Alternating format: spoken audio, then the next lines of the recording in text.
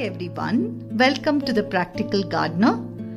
It's been a while since I've made a video on this channel, so I thought I'll come back with this very special plant. The plant that I have in front of me today is called the PPP or the Philodendron Pink Princess. Now the Pink Princess is one of the most wanted indoor plants, and I could also call it a social media sensation. So if you look up on Instagram or any other social media channels, this is one of those most coveted plants that most house plant lovers want to be able to keep. So what makes the Pink Princess so coveted? I think one of the reasons is that it is pretty rare. So the Pink Princess is actually a cultivar of a relatively common philodendron variety called Philodendron erubescens. But what's rare is this pink streak or this bubblegum color that you have on the leaves of this, which makes it very exotic, and it is not very common. Most of the plants that are grown today are grown through the tissue culture mechanism, and it is while the mother plant might have the pink variegation, it is not very common for the offspring to have the pink variegation as well. Now, if you look at the Pink Princess itself, the leaves are relatively heart-shaped. Now, the one that I have here is a juvenile plant, which is still very young. That's why you cannot see the distinct heart-shaped leaves. They are relatively, the leaves are still juvenile. As the plant grows, like every other philodendron, when the plant becomes bigger, the leaves become bigger, they get that typical heart-shaped leaves. What I really like about this plant is once it settles, it's a very easy plant to maintain and keep. In fact, if you see my plant here, you can see a tiny little baby plant coming in and with the variegation as well. So it's a relatively easy plant to maintain. Like every other philodendron, there are certain conditions of soil, light, etc. that you need to keep in mind to keep the Philodendron Pink Princess happy. Now, when it comes to soil, Philodendron Pink Princess likes loose, loamy kind of a soil. So you can use even a soilless media. So if you see my media here, I have a mix of coco peat, I have some leca in there, I have cinder, I also have some pumice, etc. that I have added to make the soil very loose, and I'm growing it in this media, and the plant seems to be very happy. I do fertilize it once a few weeks or so.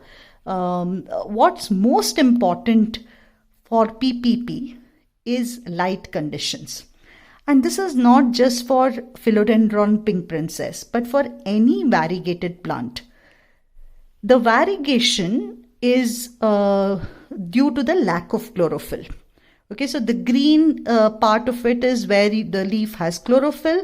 The variegated portion is where there is lack of chlorophyll.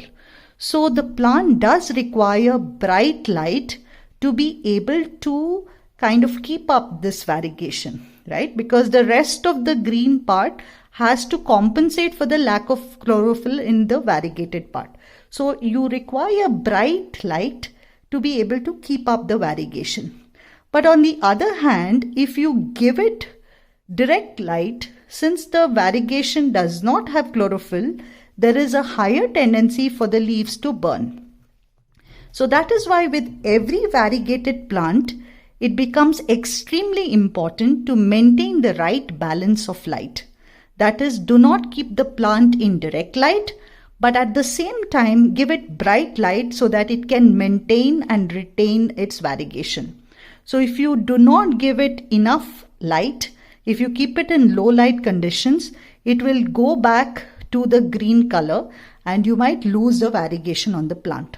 So again, repeating that light, giving the adequate amount of light is the most important criteria when it comes to Pink Princess, or for that matter, any other variegated philodendron or even a monstera. Okay, the second, the other part of it is of course water. Philodendron, Pink Princess, treat it like any other philodendron. Give it enough water. You can even kind of err on the side of low watering or more watering. Philodendrons are relatively forgiving plants. But what I would suggest is don't dry the plant too much. Don't dry the plant too much between waterings. Do give it ample amount of water. Keep the moisture up. Because these plants also like enough good humidity as well. So give them a very nice humid environment and enough water to keep the leaves nice and plump and happy. And they will also reward you with growth, very quick growth, if you give them ample enough amount of water. Now, like every other philodendron, the plant will grow vertically upwards.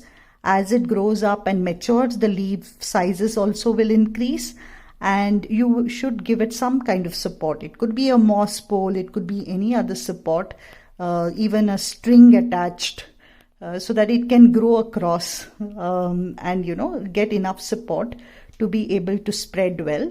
This is what is required when it comes to PPP. So that's all about Pink Princess. It's a beautiful exotic plant. You may not find this in your regular nursery. You may have to hunt for it on either, like a Facebook marketplace, Etsy, or any other exotic plant selling websites. You could find it on Instagram, sellers who sell on Instagram, etc. But once you find it, do bring it. Do bring a relatively strong or a mature plant. It doesn't have to be, when I say mature, it doesn't have to be a very old plant, but make sure you buy a plant which has enough variegation to start with, so that you can kind of nurture it at home and it grows into this beautiful exotic plant which is, your pride and neighbor's envy. So that's all about the Philodendron Pink Princess. I hope you have a wonderful weekend. Bye.